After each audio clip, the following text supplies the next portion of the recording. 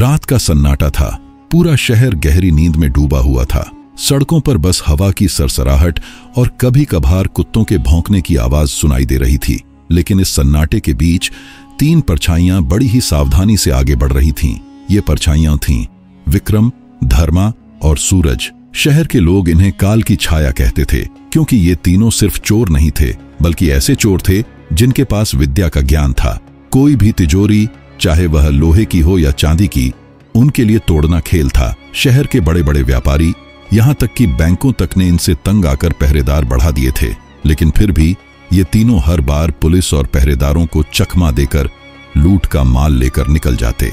विक्रम कहता था, दुनिया में अगर सबसे ताकतवर कोई चीज है तो वह है दिमाग, और दिमाग का असली खेल हम तीनों से बेहतर कौन जानता। हजात धर्मा हमेशा हंसते हुए जवाब देता, दिमाग ठीक है, पर मेरी ताकत के बिना कुछ भी मुमकिन नहीं। मैं दीवारें तोड़ दूं, ताले तोड़ दूं, तभी तुम्हारा दिमाग काम करता है। सूरज मुस्कुराता और अपनी आंखें चमकाकर कहता, ताकत और दिमाग दोनों ठीक, लेकिन विद्या का सही इस्तेमाल करना मैं जानता हूं, वरना तुम दोनों तो बस आधा अधूरा ही कर पाओगे। तीनों की यह घमंडी बातें अक्सर लंबी बहस में बदल जाती थीं, लेकिन जब लूट का वक्त आता तो वे एक हो जाते। उस रात भी तीनों ने शहर के सबसे बड़े बैंक को निशाना बनाया। योजना बिल्कुल सटीक थी। विक्रम ने नक्शा बनाया, धर्मा ने ताले और दीवार तोड़ी, और सूरज ने विद्या के मंत्रों से अलार्म और सुरक्षा यंत्रों को बेकार कर दिया। कुछ ही देर में वे लाखों रुपए, गहनों और सोने से भरे बैग लेकर बैंक से बाहर थे। शहर की पुलिस ने शोर सुन लिया और घंटियों की आवाज गूंजने लगी। घोड़ों पर सवार पुलिस दस्ते चारों तरफ से बैंक की ओर भागे। विक्रम फुसफुसाया, जल्दी भागो, इस बार अगर पकड़े गए तो बचना मुश्किल होगा। तीनों ने बैग उठाए और अंधेरे गलियों से होते हुए सीधे शहर से बाहर की तरफ दौड़ लगाई। पुलिस पीछे पीछे थी, लेकिन तीनों को पहले से ही पता था कि बचने का एकमात्र रास्ता कहां है, घना जंगल। उस जंगल का नाम सुनते ही लोग कांप जाते थे। कहा जाता था कि वहां अनगिनत जानवरों की हड्डियां बिखरी रहती हैं। कभी कभी रात को वहां से अजीब अजीब चीखें सुनाई देती। गांव के बूढ़े कहते थे कि यह जंगल शापित है, लेकिन तीनों चोरों को इन बातों पर कभी यकीन नहीं था। उन्हें तो बस इतना मालूम था कि पुलिस इस जंगल में उनका पीछा नहीं करेगी। तीनों भागते भागते जंगल में दाखिल हो गए। पत्तों की सरसराहट और उल्लुओं की डरावनी आवाज माहौल को और भयानक बना रही थी। सूरज ने हांफते हुए कहा, हाय राम, कितना भागना पड़ रहा है, लेकिन सोचो, कल सुबह जब हम इन पैसों से ऐश करेंगे तो मजा आ जाएगा। धर्मा ने पेड़ की छाया में बैग रखकर कहा, हाँ, लेकिन पहले यह बताओ, रात कहाँ काटेंगे? जंगल में तो जगह जगह हड्डियां पड़ी हैं, ये सब देखकर तो डर लग रहा है। विक्रम हंस पड़ा, डर और हम? अरे भाई, ये हड्डियां देखो, ये तो किसी शेर की लग रही हैं। उसने एक एक करके हड्डियों को उठाया और ध्यान से देखा, फिर बोला, हाँ, यह निश्चित ही शेर की हड्डियां हैं। अगर चाहूं तो अपनी विद्या से इन सभी को जोड़कर एक असली शेर का कंकाल खड़ा कर सकता हूं। धर्मा की आंखें चमक उठीं। उसने घमंड से कहा, कंकाल ही क्यों? अगर ये सच में शेर की हड्डियां हैं तो मैं अपनी विद्या से इस पर असली शेर की खाल चढ़ाकर इसे और असली बना दूंगा। सूरज पीछे कैसे रहता?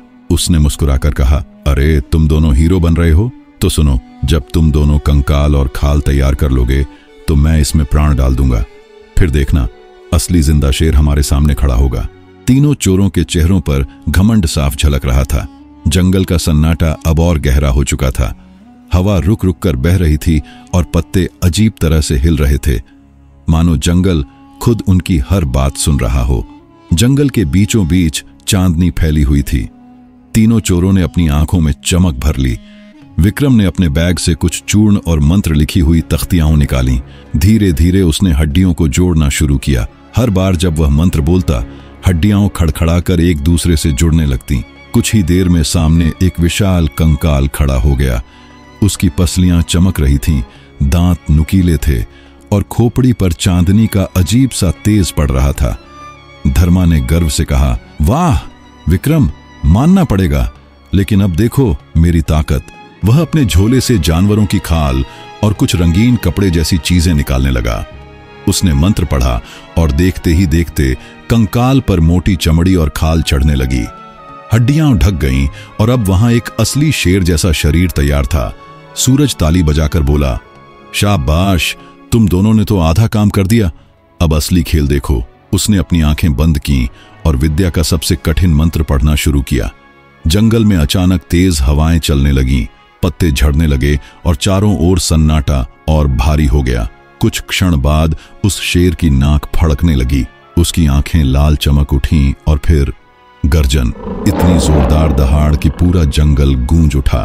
तीनों चोर पहले तो खुशी से उछल पड़े। विक्रम बोल उठा, वाह, हमने कमाल कर दिया, अब कौन हमें रोक सकता है? हमारे पास विद्या भी है और अब जंगल का राजा भी। धर्मा बोला, हाँ, सोचो, इस शेर को लेकर हम कहां कहां राज करेंगे, कोई हमें रोक नहीं पाएगा। लेकिन सूरज के चेहरे पर कुछ और ही था। वह फुसफुसाया, राज? नहीं नहीं, अब हम भगवान से भी बड़े हो गए हैं। हमने एक मृत शरीर में जान डाल दी है, हमें कोई नहीं रोक सकता। लेकिन तभी शेर ने धीरे धीरे उनकी ओर देखा। उसकी आंखों में भयंकर भूख की चमक थी। धर्मा ने हंसते हुए कहा, देखो, जैसे हमारी आज्ञा मान रहा है, चलो इसे शहर ले चलते हैं।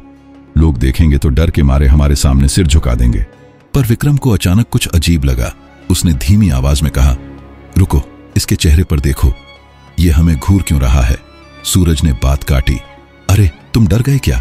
ये हमारा बनाया हुआ शेर है, ये हमें नुकसान कैसे पहुंचा सकता है? लेकिन अगले ही पल शेर ने ऐसी दहाड़ मारी कि तीनों के दिल कांप उठे और फिर वह बिजली की तरह छलांग लगाकर विक्रम पर टूट पड़ा। विक्रम चीख उठा, बचाओ बचाओ! लेकिन देर हो चुकी थी। शेर के तेज नाखूनों ने उसका शरीर चीर डाला। धर्मा और सूरज भागने लगे। धर्मा ने अपनी ताकत से एक बड़ा डंडा उठाकर शेर पर वार किया। दूर हट जा दानव! लेकिन शेर को क्या फर्क पड़ता, वह तो भूख से पागल था। उसने धर्मा को दबोच लिया और उसकी हड्डियां तोड़ डाली।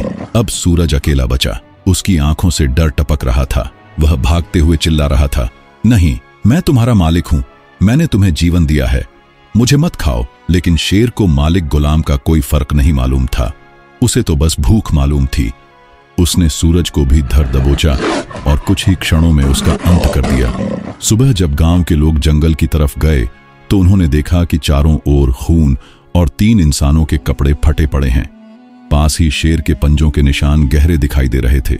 लोग समझ गए कि जो भी घमंडी इंसान था वह अब इस जंगल का शिकार बन चुका है और उस दिन से कोई भी उस जंगल के भीतर विद्या या घमंड की बातें करने की हिम्मत नहीं करता। दोस्तों, इस कहानी से हमें यही शिक्षा मिलती है कि विद्या और ज्ञान का प्रयोग तभी सार्थक है जब उसमें विनम्रता और सद्बुद्धि जुड़ी हो। अगर हम विद्या का उपयोग घमंड और दिखावे के लिए करेंगे तो वही विद्या हमें विनाश की ओर ले जाती है। जैसे विक्रम, धर्मा और सूरज अपनी शक्ति का घमंड कर बैठे और अंत में शेर के पेट में समा गए। हमेशा याद रखिए, घमंड पतन का कारण है। दोस्तों, अगर आपको यह कहानी पसंद आई हो तो इसे लाइक कीजिए, शेयर कीजिए और हमारे चैनल सुनो साब कहानी को सब्सक्राइब करना न भूलें, क्योंकि यहाँ आपको मिलेंगी ऐसी ही रोचक और सीख देने वाली कहानियां।